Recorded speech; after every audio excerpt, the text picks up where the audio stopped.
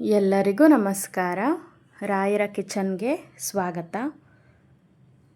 ಇವತ್ತು ನಾವು ತುಂಬಾ ರುಚಿಯಾಗಿರುವಂತಹ ಹಾಗೆಯೇ ಎಲ್ಲರಿಗೂ ಇಷ್ಟ ಆಗುವಂತಹ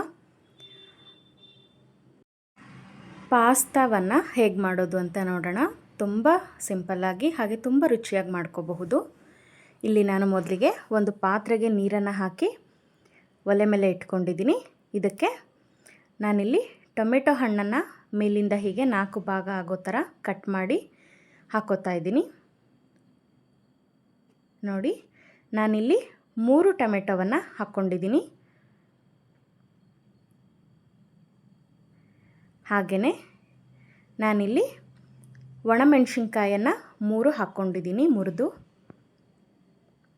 ನಿಮಗೆ ಖಾರ ಬೇಕು ಅನ್ನೋರು ಜಾಸ್ತಿ ಕೂಡ ಹಾಕ್ಕೋಬೋದು, ಅಥವಾ ಖಾರ ಬೇಡ ಅನ್ನೋರು 2 ಕೂಡ ಹಾಕ್ಕೋಬೋದು. ಈಗ ಇದನ್ನು ಚೆನ್ನಾಗಿ ಕುದಿಸ್ಕೋಬೇಕಾಗತ್ತೆ.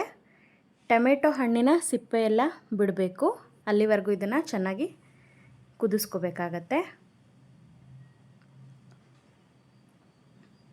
ನೋಡಿ, ಟೊಮೆಟೊ ಹಣ್ಣಿನ ಸಿಪ್ಪೆ ನಿಧಾನವಾಗಿ ಬಿಡ್ತಾ ಇದೆ. ನೋಡಿ, ಇಷ್ಟಾದರೆ ಸಾಕಾಗುತ್ತೆ.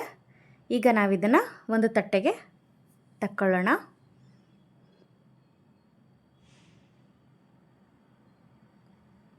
ಈಗ ಈ ಮಿಶ್ರಣ ಆರೋ ಅಷ್ಟರಲ್ಲಿ ನಾವು ಮತ್ತೆ ಒಂದು ಪಾತ್ರೆಗೆ ನೀರನ್ನು ಹಾಕಿ ಅದಕ್ಕೆ 1 ಟೇಬಲ್ ಸ್ಪೂನ್ ಆಗುವಷ್ಟು ಎಣ್ಣೆಯನ್ನು ಹಾಕ್ಕೊಳ್ಳೋಣ. ಈಗ ನೀರನ್ನು ಕುದಿಲಿಕ್ಕೆ ಬಿಡಬೇಕಾಗತ್ತೆ. ನೋಡಿ, ನೀರು ಕುದೀತಾ ಇದೆ.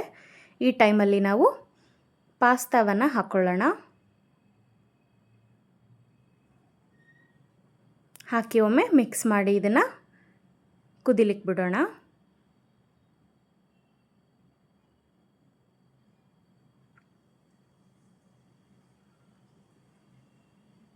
ನೋಡಿ, ಕುದೀತಾ ಇದೆ.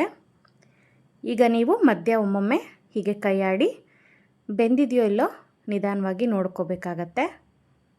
ತುಂಬ ಮೆತ್ತಗಾಗ್ಬಿಟ್ರೆ ಪಾಸ್ತಾ ಚೆನ್ನಾಗಾಗೋದಿಲ್ಲ, ಹಾಗೆಯೇ ತುಂಬ ಗಟ್ಟಿ ಇದ್ದರೂ ಕೂಡ ಚೆನ್ನಾಗಾಗೋದಿಲ್ಲ. ಹಾಗಾಗಿ ಮಧ್ಯೆ ಮಧ್ಯೆ ಹೀಗೆ ನೋಡ್ತಾನೆ ಇರಬೇಕಾಗತ್ತೆ. ಕೈಯಲ್ಲಿ ಹೀಗೆ ಒತ್ತಿದ್ರೆ ನಿಮಗೆ ಗೊತ್ತಾಗುತ್ತೆ, ಅಥವಾ ಗೊತ್ತಾಗಿಲ್ಲ ಅನ್ನೋರು ಪಾಸ್ತಾವನ್ನು ಒಂದು ತಿಂದು ನೋಡಿದ್ರೆ ಬೆಂದಿದೆಯೋ ಇಲ್ಲೋ ನಿಮಗೆ ಗೊತ್ತಾಗ್ಬಿಡುತ್ತೆ. ನೋಡಿ, ಈಗ ಬೆಂದಿದೆ. ಇಷ್ಟಾದರೆ ಸಾಕಾಗುತ್ತೆ. ಈಗ ಇದನ್ನು ನೀರನ್ನೆಲ್ಲ ಶೋಧಿಸ್ಕೊಂಡು ಇಟ್ಕೊಂಡಿದ್ದೀನಿ. ನಾವು ಎಣ್ಣೆ ಹಾಕಿರೋದ್ರಿಂದ ನೋಡಿ ಎಷ್ಟು ಉದುರುವಾಗಿ ಇರುತ್ತೆ. ನೀವು ಎಣ್ಣೆ ಹಾಕಿಲ್ಲ ಅಂದರೆ ಸ್ವಲ್ಪ ಮೆತ್ತಗಾಗೋ ಚಾನ್ಸಸ್ ಇರುತ್ತೆ. ಹಾಗಾಗಿ ಸ್ವಲ್ಪ ಎಣ್ಣೆಯನ್ನು ಹಾಕ್ಕೊಳ್ಳಿ. ಹಾಗೆಯೇ ನಾನಿಲ್ಲಿ ಒಂದು ಮಿಕ್ಸಿ ಜಾರನ್ನು ತಗೊಂಡಿದ್ದೀನಿ. ಆಗಲೇ ನಾವು ಬೇಯಿಸಿಟ್ಕೊಂಡಂತಹ ಒಣಮೆಣಸಿನ್ಕಾಯಿ ಹಾಗೆ ಟೊಮೆಟೊವನ್ನು ಹಾಕ್ಕೊಳ್ಳೋಣ. ನೋಡಿ, ಟೊಮೆಟೊವನ್ನು ಮೇಲಿರುವ ಸಿಪ್ಪೆಯನ್ನು ಹೀಗೆ ತಕ್ಕೊಂಡು ಆನಂತರ ಮಿಕ್ಸಿ ಜಾರಿಗೆ ಹಾಕ್ಕೊಳ್ಳಿ.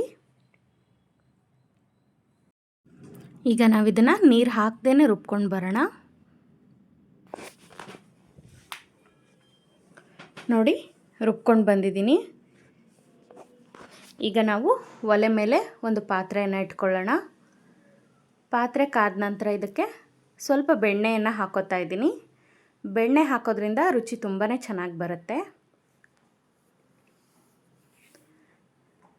ಈಗ ಸ್ವಲ್ಪ ಬೆಣ್ಣೆಯನ್ನು ಕರಗಿಸ್ಕೊಳ್ಳೋಣ. ಈಗ ನಾವಿದಕ್ಕೆ ಸಣ್ಣದಾಗಿ ಹೆಚ್ಚಿಟ್ಕೊಂಡಂತಹ ಬೆಳ್ಳುಳ್ಳಿಯನ್ನು ಹಾಕ್ಕೊಳ್ಳೋಣ. ಹಾಕಿ ಸ್ವಲ್ಪ ಫ್ರೈ ಮಾಡ್ಕೊಳ್ಳಿ. ನಂತರ ಸಣ್ಣದಾಗಿ ಹೆಚ್ಚಿಟ್ಕೊಂಡಂತಹ ಈರುಳ್ಳಿಯನ್ನು ಹಾಕ್ಕೊಳ್ಳೋಣ. ನಾನಿಲ್ಲಿ ಒಂದು ದೊಡ್ಡ ಈರುಳ್ಳಿಯನ್ನು ಕಟ್ ಮಾಡಿ ಹಾಕ್ಕೊಂಡಿದ್ದೀನಿ.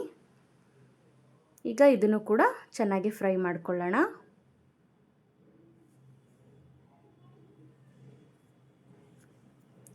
ಈರುಳ್ಳಿ ತುಂಬ ಫ್ರೈ ಆಗೋ ಅಗತ್ಯ ಇಲ್ಲ, ಸ್ವಲ್ಪ ಫ್ರೈ ಆದರೆ ಸಾಕಾಗುತ್ತೆ. ನೋಡಿ, ಕಲರ್ ಕೂಡ ಚೇಂಜ್ ಆಗಿದೆ.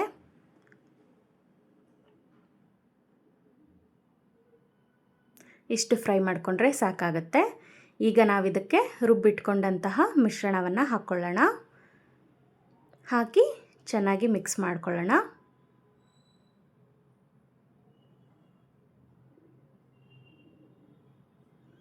ಈಗ ನಾವಿದಕ್ಕೆ ರುಚಿಗೆ ಉಪ್ಪನ್ನು ಹಾಕ್ಕೋಬೇಕಾಗತ್ತೆ.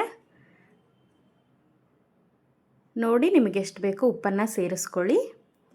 ನಂತರ ಮತ್ತೆ ಇದನ್ನು ಮಿಕ್ಸ್ ಮಾಡಿ ಚೆನ್ನಾಗಿ ಕುದಿಲಿಕ್ಕೆ ಬಿಡೋಣ. ನೋಡಿ ಕುದೀತಾ ಇದೆ. ಈ ಟೈಮಲ್ಲಿ ನಾವು ಇದಕ್ಕೆ ಸ್ವಲ್ಪ ಆರಿಗ್ಯಾನೋ ಹಾಗೆಯೇ ಚಿಲ್ಲಿ ಫ್ಲೇಕ್ಸನ್ನು ಹಾಕ್ಕೊಳ್ಳೋಣ. ಇದನ್ನು ಹಾಕ್ಕೋಬೇಕು ಅಂತಲೇ ಏನಿಲ್ಲ, ನಿಮ್ಮ ಹತ್ರ ಇಲ್ಲ ಅನ್ನೋರು ಸ್ಕಿಪ್ ಕೂಡ ಮಾಡ್ಕೋಬಹುದು. ಹಾಗೆಯೇ ನಾನು ಇದಕ್ಕೆ ಸ್ವಲ್ಪ ಪೆಪ್ಪರ್ ಪುಡಿಯನ್ನು ಕೂಡ ಹಾಕ್ಕೊಂಡಿದ್ದೀನಿ. ಹಾಕಿ ಚೆನ್ನಾಗಿ ಇದನ್ನು ಮತ್ತೆ ಮಿಕ್ಸ್ ಮಾಡ್ಕೊಳ್ಳೋಣ. ಮತ್ತೆ ನಾನು ಇದನ್ನು ಸ್ವಲ್ಪ ಕುದಿಲಿಕ್ಕೋಸ್ಕರ ಬಿಟ್ಟಿದ್ದೀನಿ. ನೀವು ರುಚಿ ನೋಡಿಕೊಂಡು ಉಪ್ಪು ಬೇಕಾದರೆ ಇವಾಗಲೇ ಸೇರಿಸ್ಕೋಬಹುದು. ಹಾಗೆಯೇ ನಾನಿಲ್ಲಿ ಸ್ವಲ್ಪ ಟೊಮೆಟೊ ಸಾಸನ್ನು ಕೂಡ ಹಾಕ್ಕೊಂಡಿದ್ದೀನಿ. ಹಾಕಿ ಮತ್ತೆ ಚೆನ್ನಾಗಿ ಮಿಕ್ಸ್ ಮಾಡ್ಕೊಳ್ಳೋಣ. ಟೊಮೆಟೊ ಸಾಸ್ ಹಾಕೋದ್ರಿಂದ ಸ್ವಲ್ಪ ಸ್ವೀಟ್ನೆಸ್ ಬರುತ್ತೆ. ಹಾಗೆಯೇ ನಾವಿದಕ್ಕೆ ಬೇಯಿಸಿ ಇಟ್ಕೊಂಡಂತಹ ಪಾಸ್ತಾವನ್ನು ಹಾಕ್ಕೊಳ್ಳೋಣ. ಹಾಕಿ ಇದನ್ನು ಚೆನ್ನಾಗಿ ಮಿಕ್ಸ್ ಮಾಡ್ಕೊಳ್ಳೋಣ.